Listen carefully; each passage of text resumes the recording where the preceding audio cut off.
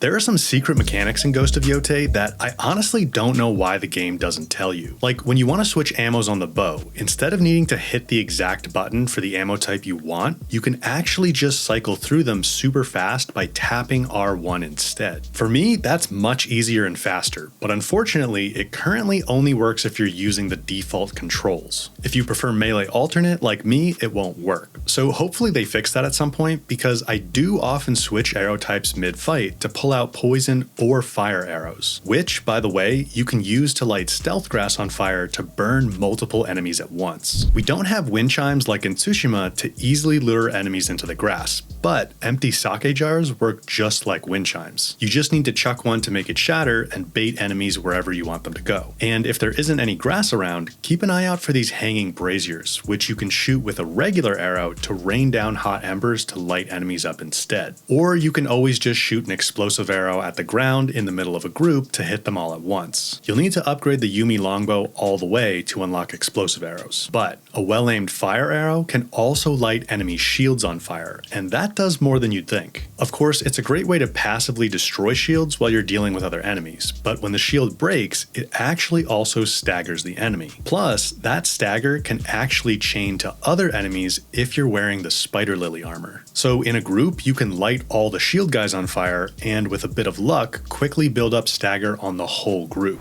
We already covered in the last video how throwable weapons and tools will turn these fire lantern guys into human bombs, but I was a little confused why my arrows weren't always doing the same thing until I realized that with arrows, you actually need to aim precisely at the lantern in their hand to make it explode, whereas the throwables just auto-lock onto it.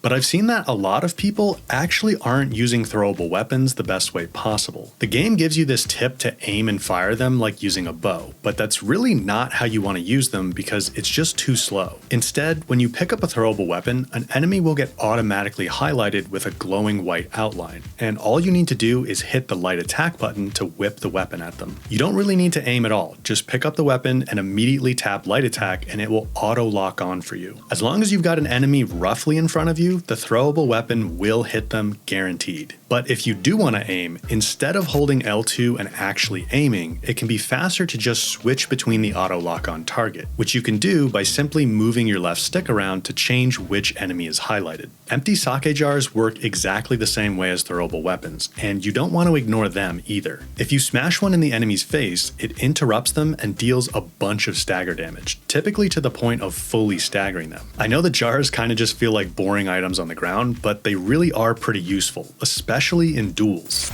You can literally interrupt unblockable red attacks with a sake jar to the face. Of course, you typically won't have a bunch of them lying around in a duel arena, but if you drink sake to regain spirit, Atsu will get the empty jar in her hand to throw immediately, so definitely keep that in mind for duels. And there's an even better trick for duels. Believe it or not, the shoulder charge technique actually interrupts red attacks as well. You need to unlock it in the Onryo survival tree first, but once you have it, all you have to do is sprint at an enemy and then hit dodge to ram into them, which interrupts whatever animation they're in and applies some stagger damage. You don't even have to sprint very far. You can pretty much be right in front of an enemy and just hit the sprint input and then immediately hit dodge to shoulder charge them. I use this all the time in duels to basically stun lock the opponent and prevent them from doing a lot of their toughest attacks. It's not like you're going to fully stun lock them for the whole fight, but it's definitely helpful. Just keep in mind it actually tends to work better on red attacks than blue ones. You can pull it off on blue ones, but most of the time those attack animations are faster or start from further away, so it's tougher to get in there and interrupt them fast enough. So I tend to reserve the shoulder charge for red attacks and regular attacks, at least in duels. It's also worth noting the jump kick has a very similar effect to the shoulder charge if you want to play around with using it the same way, but it's slower and I find it's often more difficult to pull off, so I usually just use the shoulder charge. But there's also a secret piece of gear that can help you out.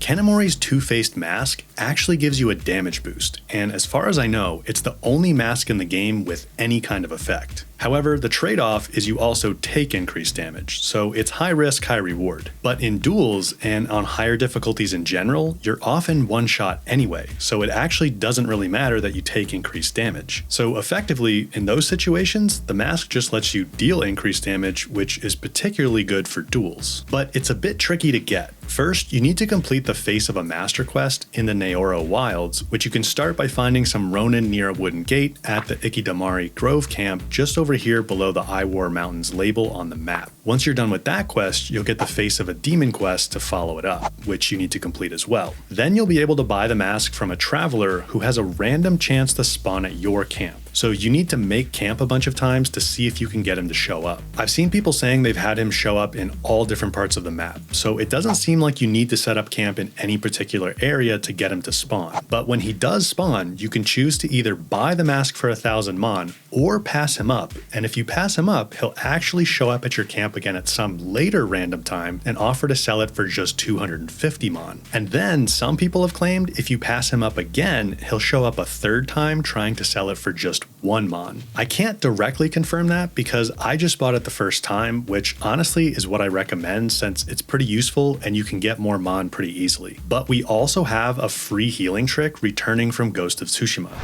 Pretty much all the mythic abilities on each weapon, which are the ones that consume spirit charges, have a fairly long wind-up at the start of their animation. And, more importantly, if you notice, they actually don't consume spirit charges at all until they hit the enemy. So what that means is, you can actually sort of cheat a bit of extra healing if you hit the heal button at the right time of a mythic ability animation. So for example, if I do Heavenly Slash here while I only have a single spirit charge left, I should only be able to do the Heavenly Slash and then I'd have no spirit charges left. But if I'm quick and I hit heal before the Heavenly Slash actually hits an enemy, then I'll consume my last spirit charge to heal and the Heavenly Slash will still go ahead. You can do this trick with pretty much any of the abilities that use spirit charges, and it can definitely come in clutch sometimes when you're low on spirit. There's also a really strong and simple one-shot build you can start using early on that combines the wolf with a specific technique for the Odachi. With Wolf's Ferocity, when the wolf is helping you in combat, she'll deal a bunch of extra stagger damage to whichever enemy she's attacking. And then the Mountain Breaker technique for the Odachi also inflicts a ton of stagger damage, and it's really safe to use because it's a spirit attack. So as soon as you trigger it, you'll interrupt whatever the enemy's doing. But what makes this build super strong is the fact that Mountain Breaker also instantly knocks down staggered enemies. So the idea here is we let the wolf build up a bunch of stagger damage, then we use Mountain Breaker with the Odachi to do any additional stagger buildup we need and knock the enemy down. And then we just immediately finish them off with a quick and suffering kill. This combo lets you take out basically any enemy super fast. Of course, you'll want all the techniques in the wolf tree that help you summon the wolf and keep her around, like Wolf Howl, Wolf Strike Summon, Wolf's Call, and Wolf's Vengeance. And you can call the wolf to your side by playing the Song of the Wolf outside of camp. Then just follow her around as she attacks enemies and jump in with Mountain Breaker as soon as she builds up stagger. Of course, finishing the enemies will help regain a lot of the spirit you're burning to use Mountain Breaker, but to make it even better, you can equip the Charm of Enduring Resolve, which will give you a chance to regain a whole spirit charge for free each time you use a spirit attack, like Mountain Breaker. The charm comes from the Twin Path Fox Den in the Ishikari Plain, and it's a great one to have in general for a lot of builds. And to unlock the Odachi, you just need to progress the Saito Brothers main quest line a couple of stages. But a bit later on, once you've progressed the Oni main quest series, about halfway, you'll unlock the Oni Flame. And if you go after the Kitsune in Teshio Ridge, you'll find the unlock for the Kusurigama. And combining those two is one of the strongest combos in the game.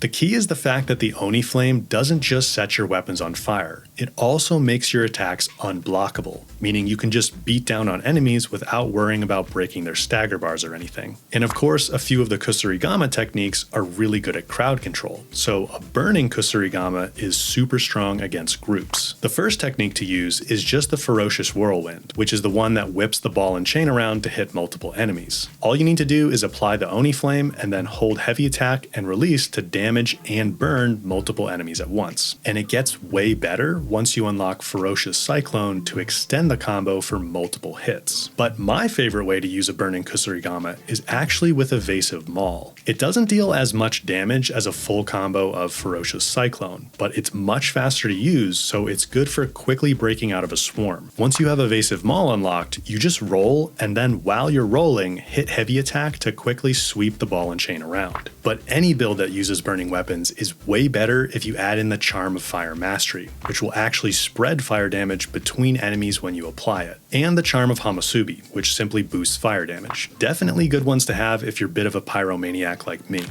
To get the Fire Mastery one, you just need to play a couple rounds of Zeni Hajiki in the Ishikari Market, and then the Charm of Hamasubi comes from the Winding Tears Shrine to the east of the market, still in the Ishikari Plain. But I also want to show you an excellent Spirit Charge build you can put together early on.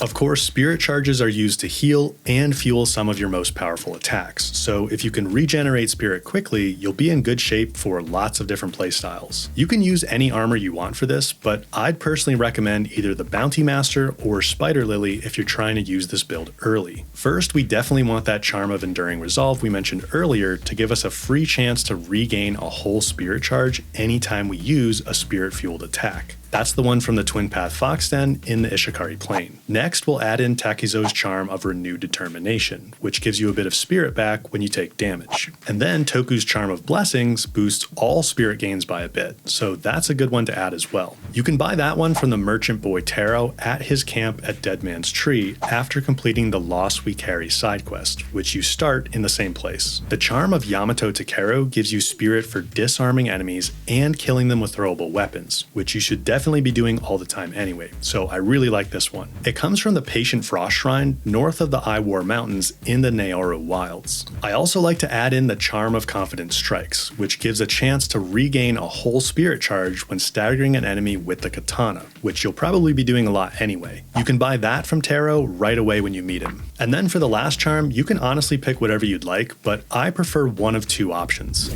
You can either use Takizo's Charm of the Stout Heart, which increases the amount of health you get back when using Spirit to heal. You need to defeat the last disciple of Takizo at one of the dueling trees for that one, and you can find the first dueling tree just west of your home. Or you can use the Charm of Amaterasu, which gives you a bit of health back when you get a kill. That one comes from the Deluxe Edition pack for the game, but these are just early builds. My builds video with way more powerful builds will be right here when it's ready. But for now, I've got a bunch more tips I really wish I'd known earlier. I'll put that video here until the build one's ready, and I'll also link it below. Thanks for watching, and I'll see you over there in just a second.